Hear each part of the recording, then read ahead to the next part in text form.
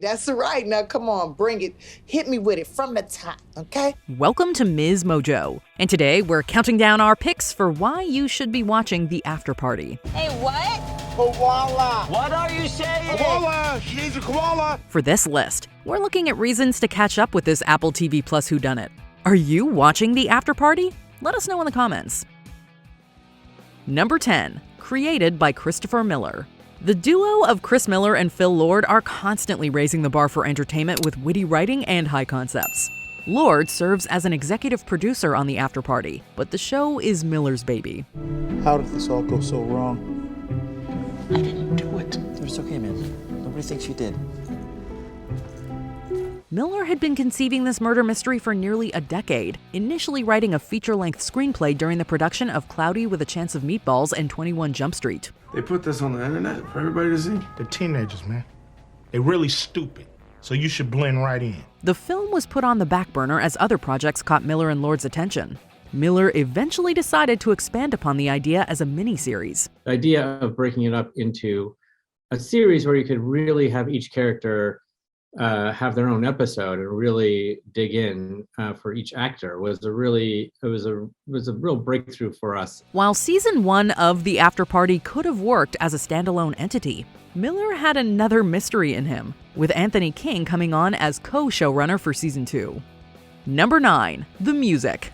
The Afterparty experiments with an assortment of genres, delivering a full-blown musical with episode 3. As you're saying, it's confusing, but I think I understand. Everybody gets one shot times a second chance. Exactly. Somehow I didn't make it with my ska band. Apparently pop, punk, or brass doesn't win your fans. Shining the spotlight on Ben Schwartz's Jasper, the night is presented through a Broadway lens. Crazy ex-girlfriends Jack Dolgen teamed with John LaJoie of the Lego Movie 2 on 3 earworms. The Hamilton-esque 2 Shots, the toe-tapping Yeah Sure Whatever, and the bittersweet ballad 3 Dots from Stardom. I'm 3 dots from stardom. All of my dreams may come true when his text finally comes through. It isn't just a musical episode. It's essentially 3 different musicals for the price of one, demonstrating the sheer variety the show has to offer. Each song comes with inventive lyrics, an infectious melody, and Schwartz's angelic vocal stylings. Yeah, sure, whatever. Let's celebrate my success together. This dance is spontaneous, it's totally not choreographed. We wish there were even more songs, but maybe Lord and Miller will take on the Great White Way next. Number 8, the RASHOMON style. When Miller started developing The Afterparty, he had 2 inspirations in mind: murder mysteries and RASHOMON. 誠に人間の命などは朝露のように儚いもんでございます。いやはや、なんとも申しようのない。 In Akira Kurosawa's 1950 classic, 4 witnesses recall the events surrounding a murder. Each account shares certain parallels, but they also contradict one another, leaving us to wonder who's telling the truth, who's lying, and who just has a foggy memory. みんな嘘だ。多条丸の話も女の話も。本当のことは言えねえのは人間だ。人間ってやつは自分自身さえ白状しねえことはたくさんある。 The film gave birth to the RASHOMON effect, which various storytellers have since employed in TV and film. The Afterparty may be the most ambitious example. Miller realized that as a series, every episode could explore a different perspective in great detail. And that was sort of the trick with each one, so that by the end you're like, oh no, I don't know who did it because I don't want any of them to have done it. But someone did it. This approach would also allow more time to flesh out the characters, who we come to like despite knowing that one of them is a killer. Number 7, Detective Tiffany Haddish. Tiffany Haddish's star has been on the rise for the past several years, with Girls Trip marking a breakthrough. Look, I get it. You're upset. I shouldn't be throwing things in a place of work. Why are you making air quotes? This is a place of work. Lesson learned. She popped up in the Lego Movie 2 as Queen Whatever a Wanabe. Haddish re-teamed with Miller and Lord for The Afterparty, taking center stage as Detective Danner.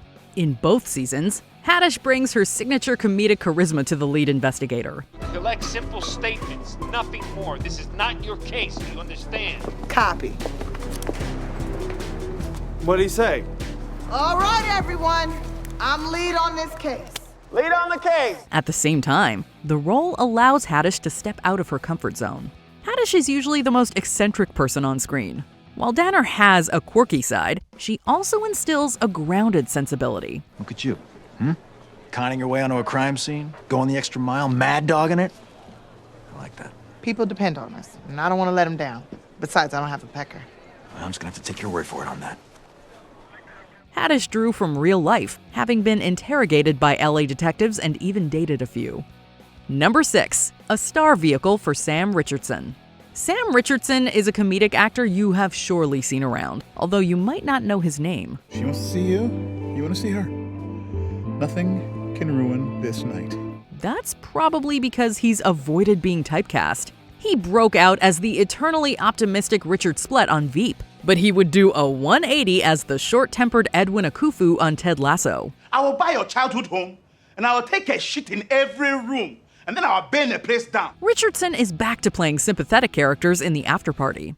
While we spend time with each of the suspects, Richardson's Anik serves as the show's emotional anchor. As the night begins, Anik wants to prove his worth to high school crush Zoe, played by Zoe Chow. Good to see you, Zoe. Yeah, you too, Anik. So, I will see you inside? Yeah, I'll probably see you in there. I gotta punch the rest of these balloons. By the night's end, Anik needs to prove his innocence. Anik is empathetic every step of the way thanks to Richardson, although that doesn't rule him out as a potential killer. Number 5, the layered mysteries. In addition to Rashomon, Miller grew up with shows like Murder, She Wrote, movies such as Clue, and the books of Agatha Christie. The Afterparty echoes all of the above while still being a unique entity. So what you are telling me is Brett is Zoe's ex, and he threatened to kill Xavier. Brett said he'd kill anyone who touched Zoe. So at the time, I was more worried about myself. Like Knives Out, the series manages to revive the murder mystery while simultaneously reinventing it. Above all else, it's an involving whodunit with clever tidbits hidden in every episode. It's the characters who keep us invested in the outcome, however. Okay, I'm not here to get in your way. Well, you are currently literally in my way. I just need to know. Is it you who's been sending those texts? What? No. I don't want anything to do with you. You have caused enough damage. I'm not damaged. By the end of season 1, you kinda don't want any of the suspects to be the killer, as we've grown attached to all of them. Whether or not you accurately predict who did it, the results are satisfying and a little soul-crushing. Explain how it's me? Everyone was a witness. When the video came on, I was down here with Anik. Number 4, a revolving door of genres. Although a murder mystery at its core, the show's POV approach opens the door to a number of genres. One character may recount the evening as a romantic comedy. Another may remember it as a Fast and Furious-esque action flick. Hello, Brett. Hello, Eugene. It's Xavier now. Oh, is it? I hadn't heard. In addition to genres, some episodes explore different mediums. Episode 6 is partially animated courtesy of Shadow Machine, the same studio behind BoJack Horseman and the revival of Clone High. Something feels off. There's a bunch of students I've never seen before, and some of them are on these insane-looking scooter things. We even get a few homages to iconic directors like Wes Anderson and Alfred Hitchcock. Whatever is being parodied, you can sense the showrunner's admiration for it. The Afterparty also avoids turning this setup into a gimmick. Each Mind movie serves as a window into a character's soul, allowing us to see them in different lights. You want to come draw on the silly sleeping man? Yeah, I'm a great drawer. I'll draw kitties. Number 3, an ensemble of suspects. A mystery is only as compelling as its suspects. The Afterparty rounds up some of the funniest people in the business for a genuine game of Guess Who. Alana Glazer brings the laughs as the distressed Chelsea, but she also demonstrates her strengths as a dramatic actress. Jesus Christ, are you insane? Xavier's here. No! So yes, there's a reason I came tonight. I came to get revenge. As jealous ex-Brett, Ike Barinholtz showcases his knack for playing jerky yet likable characters. While a few characters return for season 2, newcomers keep the premise fresh. We got a dead body and a whole lot of people to talk to. What's your name? You fine as hell. Standouts include Paul Walter Hauser as confident loser Travis, Elizabeth Perkins as emotionally distant matriarch Isabel, and Poppy Lou as a bride long past the honeymoon period. Every actor is given just the right amount of time to shine, even those who everyone else forgets about, like Jamie Demetriou's Walt. Did you actually go to this school, or what's the whole thing? Yeah, we were all in the same chemistry class with Mr. Shapiro. I got a bunch of yeast in my ear that time. You didn't say anything about it. Number 2, the rewatch value. In an age of too much content, we find ourselves binging one show and immediately diving into another. The Afterparty is a rare show that keeps you coming back. Don't care about the blood on the floor, sure. But I care more about a dorkable lover boy eyeing uptight artist girl. As is the case with most Miller Lord productions, some jokes fly by so quickly that you might miss them the first time. In addition to jokes, you'll also be on the lookout for clues. Any one of you could be the murderer. Now, you all went to your high school reunion this evening for what, second chances at life? When all is revealed at the end of season 1, you'll be left asking, how did I miss that? This compels the audience to re-watch the season. Knowing who committed the deed makes for an entirely new experience, with little details suddenly adding up. It made me realize that I was wrong, you know? It's always fun introducing the show to somebody and watching their reaction as the mystery unfolds. Before we continue, be sure to subscribe to our channel and ring the bell to get notified about our latest videos. You have the option to be notified for occasional videos or all of them. If you're on your phone, make sure you go into your settings and switch on notifications. Number 1, it's the most underrated comedy currently on TV. With an all-star ensemble, a mystery that keeps you guessing, and a narrative device that invites numerous possibilities, The Afterparty ranks among TV's best modern comedies. Wow. Your third act got some problems. The critics have recognized it as such, although some are still playing catch-up. While the first season scored several nominations from the Hollywood Critics Association, it went entirely overlooked at the Emmys. Oh, no, wait. The show not only deserves to be recognized for its performances and writing, but also for its technical merits. The cinematography from Carl Hersey and Ross Regie in particular paints each episode with a different tone.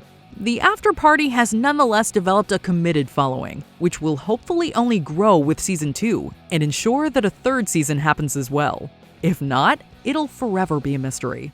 Hit me with that unique rom-com sequel. This is not a sequel. Do you agree with our picks? Check out this other recent clip from MsMojo, and be sure to subscribe and ring the bell to be notified about our latest videos.